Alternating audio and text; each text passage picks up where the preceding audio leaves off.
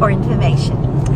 So we've just left Gloucestershire, where the Cotswolds were, and now we're in Worcestershire, which some of you might know because of Worcestershire sauce. Even if you've never heard of anything else, you may have heard of that.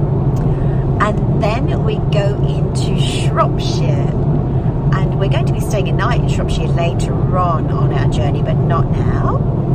And then we go via Cheshire, like the Cheshire Cat, and then we go into Lancashire, and we think where we're staying, David wasn't sure if it's on the borderline or not, but he thinks where we're staying tonight with family, they're in Lancashire. Correct, darling? That was you? Yeah, okay. So we're actually crossing over quite a few shires, or shears as it sounds in the word. So really, really interesting. There's a little geography lesson for you.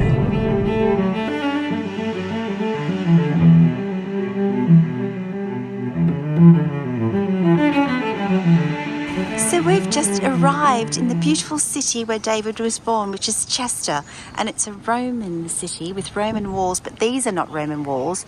Through those trees is Chester Castle, which is medieval. So these are medieval walls, but I will be getting into the city to show you the Roman walls. It's a slow day today because I'm back on a crutch today. My muscle is not doing that well today for some reason. We're now just walking along the edge past the castle to where we've come across the weir and the bridge itself. So this is called Bridgeport, and it's originally medieval but has been rebuilt over centuries. But really beautiful brickwork in that wall, and you'll see that the walkways here. So we're at a porta, or a port as they call them, and these lovely red sandstone walls going all the way down the side. This is really pretty, and for most of you that have got to know me now probably know that I love anything to do with boats and ports and rivers. I am very much drawn to water, so whenever I come across a place where there are lovely boats along a waterway, I'm always very attracted to that. Let me turn around and I'll show you that bridge a little bit closer, front on like that. So we're now taking a walk past this very quaint cafe up to the Roman gardens, which David's brother-in-law was joking and saying we're walking the same path as Julius Caesar, and I said, I don't believe you. There's David. I hardly believe you, but anyway, it looks like a lovely place to walk. So now I've arrived into a part of the township where you can really see the remains of what the Romans left behind. Look at these wonderful columns that would have been incredible buildings, of course. And there were also tombs in this area.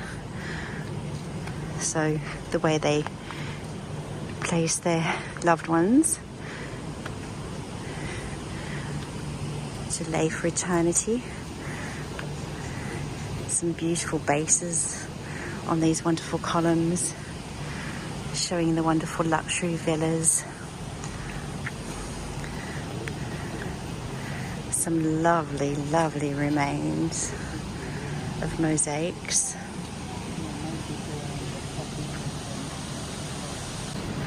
Look how glorious this would have been. So this was all part of the Roman baths.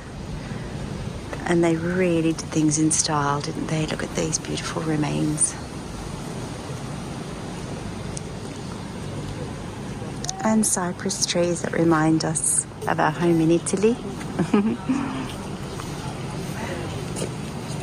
This section of the wall, Yes, stunning. where you see it's looking new, Yes. this is where Oliver Cromwell, when there was the civil wars, he broke through the wall and knocked it down. Oh, interesting. And of course this is a piece that has been rebuilt by the Chester Civic Trust. Golden Jubilee.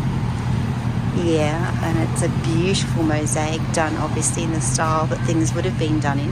Very, very beautifully done piece actually.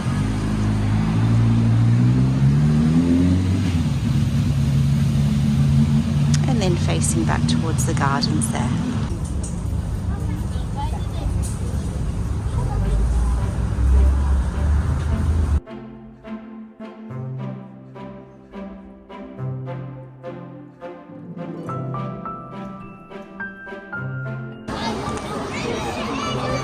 we're now at the Roman amphitheatre, which you can see is a great playground for children these days. It looks like there's a school group here, and they have a lovely artistic back wall showing how it would have continued on, which they couldn't do because there's a beautiful convent sitting in the place where the rest of it wouldn't sat. So they've just done a depiction of what the continuation would have been like.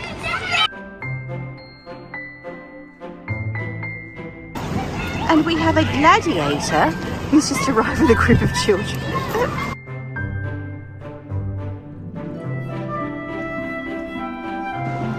And I wonder why they call this one the Red Door. How cute.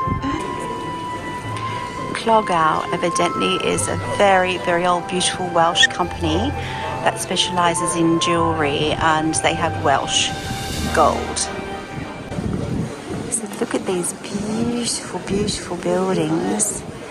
But then when I turn around, oh my gosh, this is just magnificent. I'd seen this myself on YouTube, and now I'm here. And this is where David came from. Isn't it beautiful?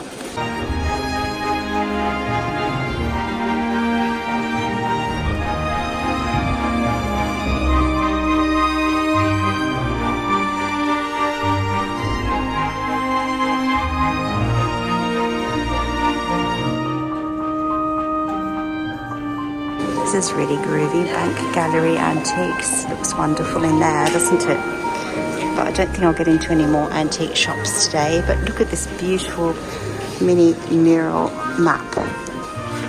That is awesome.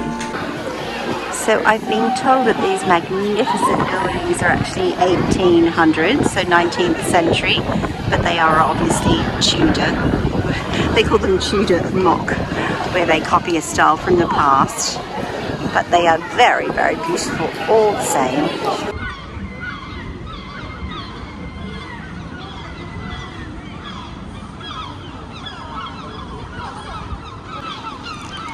This is the magnificent Chester Cathedral, which is really different to anything I've seen so far. I'm going to check on what period it is, because I obviously can't tell the architecture just by sight. They are doing some restoration work here, and I rushed out of the cafe where we were having lunch just across the road, because all of a sudden all the school children had left. It was crowded with school children who I didn't want to film. And again we have, oh, these are seagulls here this time. I was going to say crows, but they're not. They're seagulls making all that noise above. Oh, and there go the bells. How lovely. And this is the beautiful Chester Town Hall, another magnificent building. The architecture in this town is absolutely beautiful and is a mixture of many, many different periods. And I'm going to turn around, oh, that's back down to that beautiful Eastgate Street, and I'm going to show you something from the zoo. There's Janya. I just feel like we're not getting on. Yeah, no, I agree. It was more just like if. So this is David's first school, which is the Cathedral School. And as you can see, it's attached to the cathedral. What a beautiful, beautiful place to go to school. And we just came through the most gorgeous arch to get into here, with this little green and all these beautiful old buildings and homes. I'll just turn around and show you the archway that we came through. That's glorious.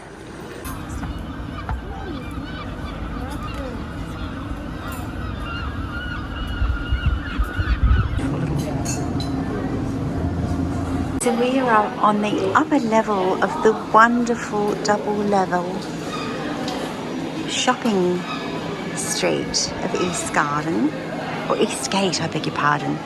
And that's the stairs down. They're very, very steep. But along Eastgate, it's very famous for these double levels of shops.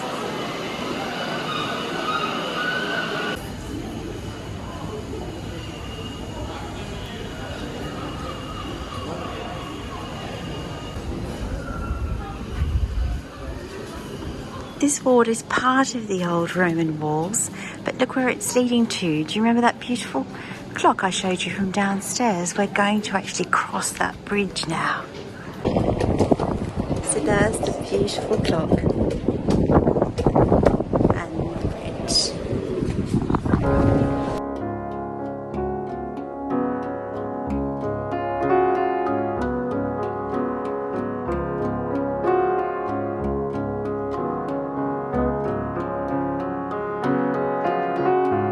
Started to build this in, I think she said 1092. Sorry about the wind, I hope you can hear me. And it's absolutely magnificent, built out of local red sandstone. And it was originally a monastery. Very, very beautiful. We've had to wait to go inside because they're holding end of year services for the children.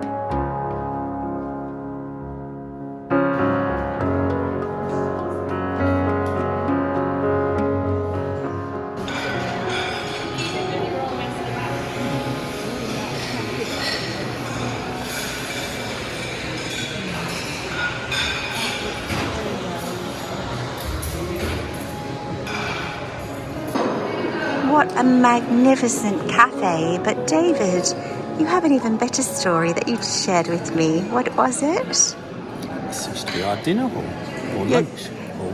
Your luncheon hall for school? Isn't that incredible? It's like being at Hogwarts to me. It's like being in the Hogwarts Hall, isn't it? Oh my gosh, what a place. And so it was like this, but with tables set up for children, like long tables, just like they did in Hogwarts. Pretty much. Oh my gosh, what a blessed childhood you had. That's extraordinary. I can't imagine having lunch in a hall like this. That's beautiful.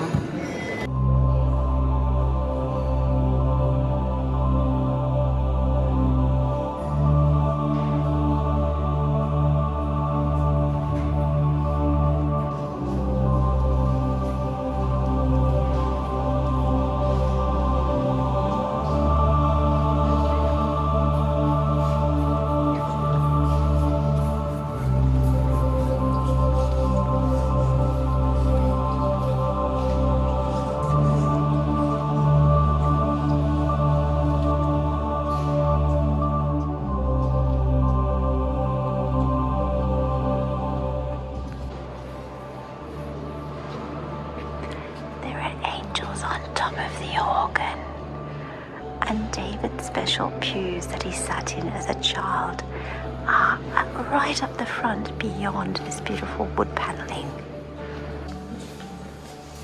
Oh my goodness gracious. So this is the oldest part of the wall here, Romanesque part.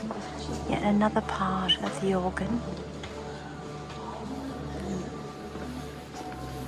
Wow.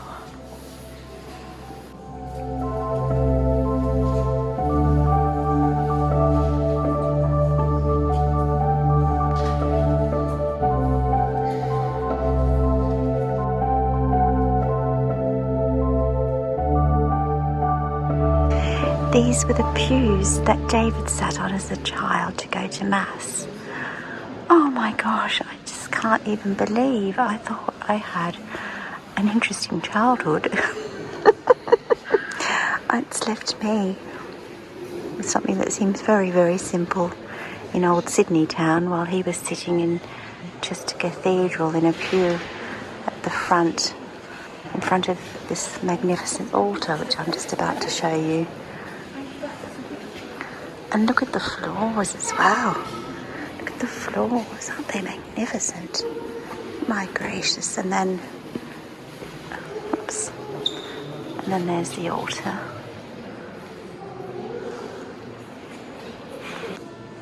My darling, you had a privileged childhood, do you realise? Just a childhood. Well, my church in Sydney was not quite so as impressive as yours. I didn't sit on a carved pew, especially for me, in front of the altar, in something quite so grandiose, my love. So I'm thinking that you did quite well as a little boy. Do you not think so? I suppose. Yes, look at you.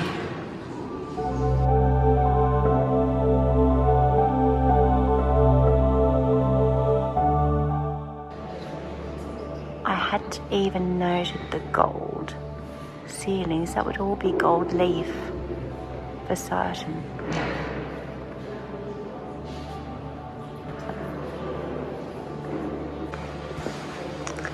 This is the bishop's throne that they call it, and for a place to be a city, it's a cathedral had to have a bishop's throne, and hence that is why Chester is considered to be a city. Isn't that interesting? And we're just looking at all the amazing detail everywhere you look. It's just nuts.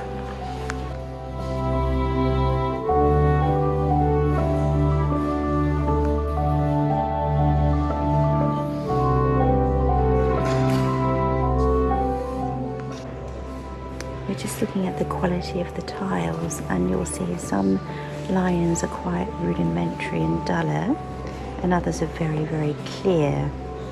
So obviously some have been replaced over the years, and you can see the original ones that are the older, duller tiles.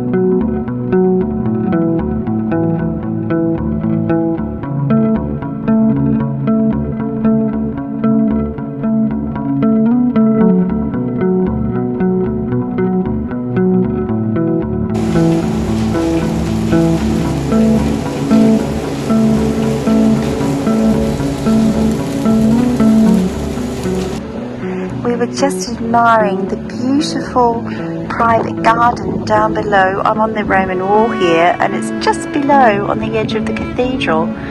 What a gorgeous place to have a lovely cloistered garden. And they have lovely raised vegetable beds, which I always love.